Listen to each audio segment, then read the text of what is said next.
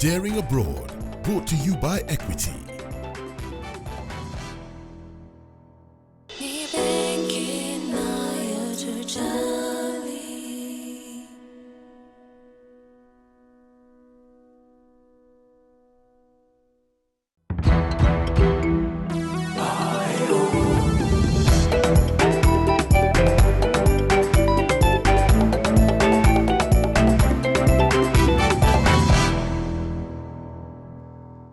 This is a funeral home in Bedford, Texas. It is owned by a Kenyan by the name John Ng'ang'a. Do you know how I knew about him?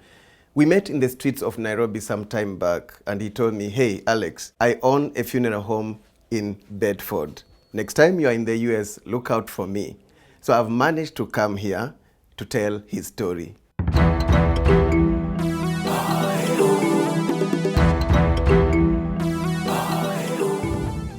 Welcome to Dallas, Mr. Alex. This is what I was telling you about. As you can see, this is our reception. If you didn't know you're walking into a funeral home, you wouldn't know it's a funeral home. Yeah. So this is what we do. This is our front desk. You can see this is one of our directors, Mr. Kendrick. Kendrick. Alex is my name. Hello, nice to meet you. Nice meeting you. This is our embalming area, or our holding room. This is where we hold all our bodies in. Danger, we can't enter. Yeah, we don't allow people to enter there, but we can show you from outside what happens from out here. You can see there are restrictions over there, why not to go in. Why not to go in.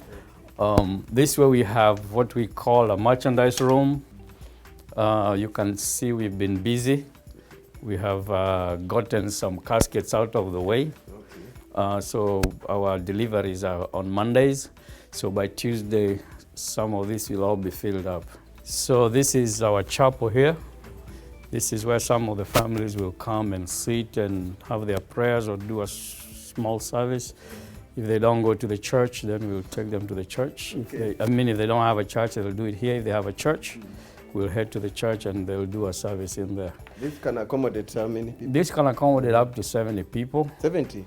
Yeah, up to 70 people. So we are getting ready to ship this gentleman to Kenya. Yes, John is now processing the transportation of this body to Kakamega in Kenya. So far this year.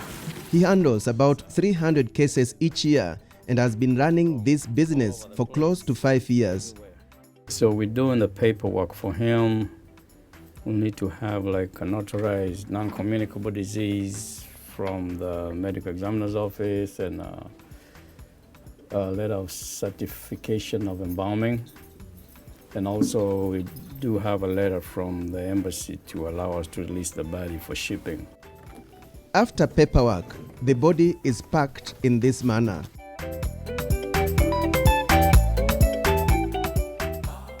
One wouldn't know it is a casket.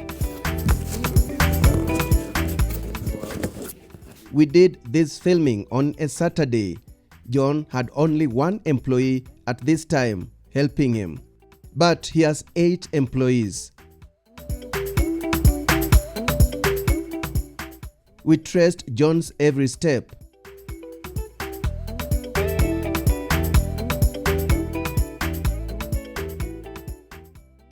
To the hearse, and then we hit the road to the airport.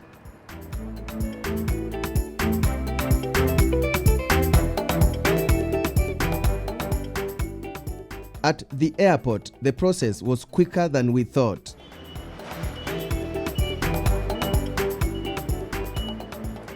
We are going to let them finish all the paperwork. Then they will give us a call, know how much it's going to cost, then we'll return back and make a payment to them. Okay. So now we are going to head back to the office and see if we can help another family. Back at John's office, we had a seated interview, and you'll be surprised what John's original training or profession is. I actually came and did flying. Came to flying school and went to Lutino University, did some flying. We finished with that, didn't follow it up because it wasn't much of a passion. ended up. Planes. Yes. You would have been a pilot. I still fly planes. But it was not a passion for you. It's just not a passion.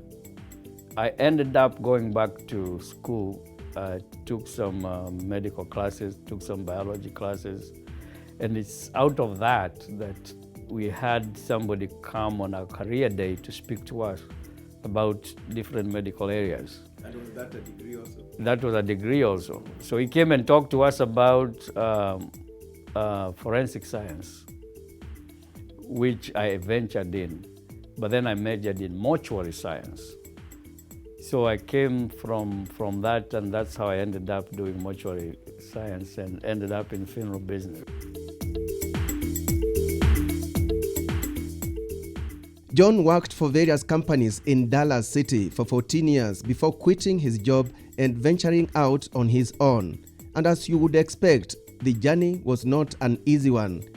He first had to save enough capital to start the business, a process that took 6 years.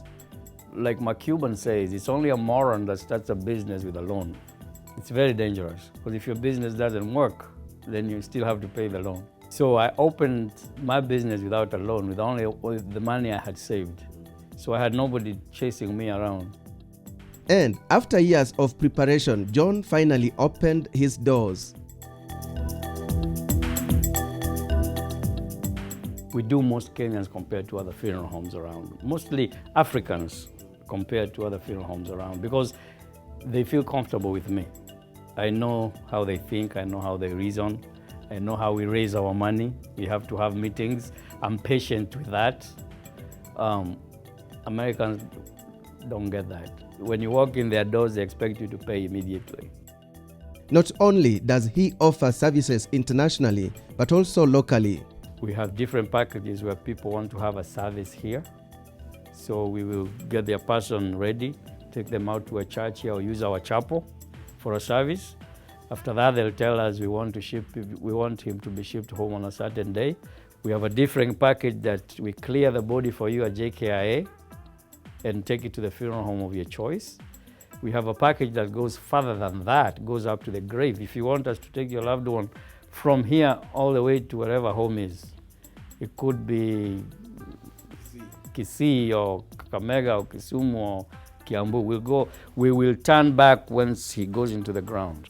According to John, these packages range from a minimum of $5,000, which translates to approximately 500,000 Kenya shillings, to a maximum of $11,665 or about 1.2 million Kenya shillings. It is for this reason that he urges people to think about getting life insurance. And I tell people, if today you die today, those bills will not stop coming tomorrow. If you are the breadwinner and you leave, have you left enough for them? We don't want to imagine death. You don't want to imagine death, but it's a reality. It's coming. A lot of people don't like hearing that.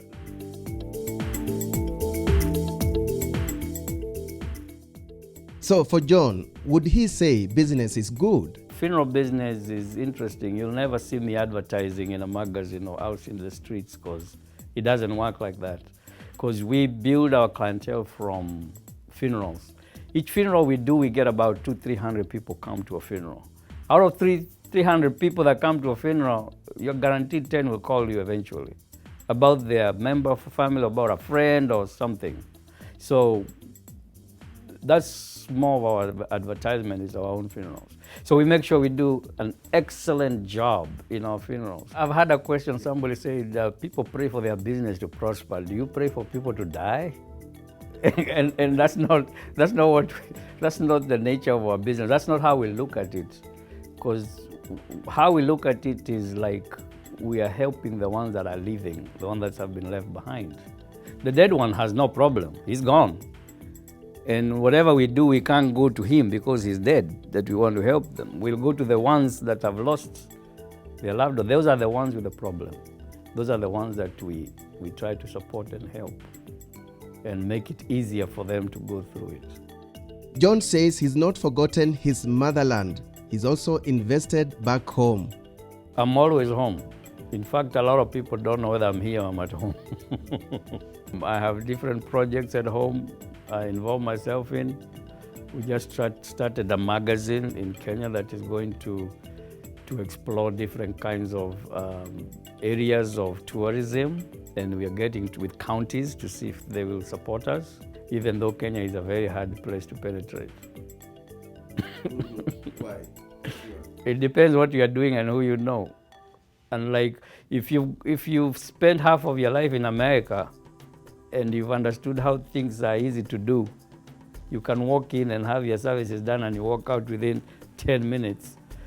And in Kenya, you have to chase somebody for 3, 4, 5, 6 days, a week or 2. It can become discouraging.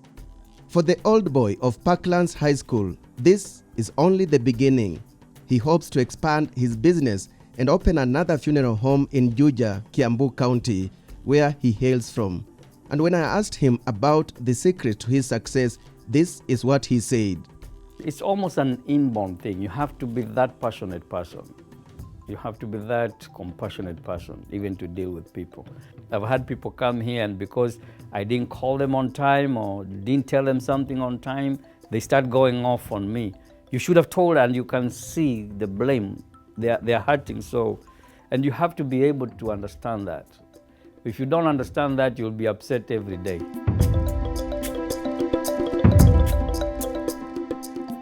John is indeed living the American dream. A dream he wants is only achievable with the right attitude.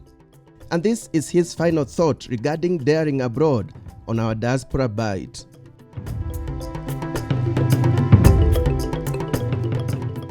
I tell Kenyans who are getting green cards, don't sell everything you own at home. Green card doesn't give you the right to move away from home and forget home. You can have a green card, come work here for 6 months, go home for 6 months, come work for 6 months, and live in both worlds, and you are going to be a happy person. But you have to be either dedicated, committed, and be reliable.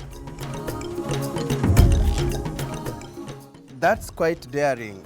John Nganga, in a profession that has strict regulations, a service that goes beyond the borders, but he has made it and he's set to expand the service.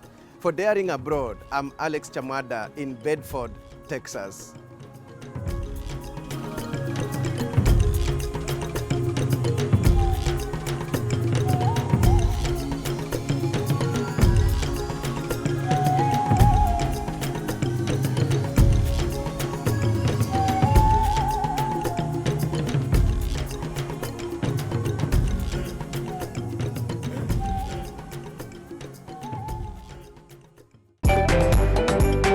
Daring Abroad, brought to you by Equity.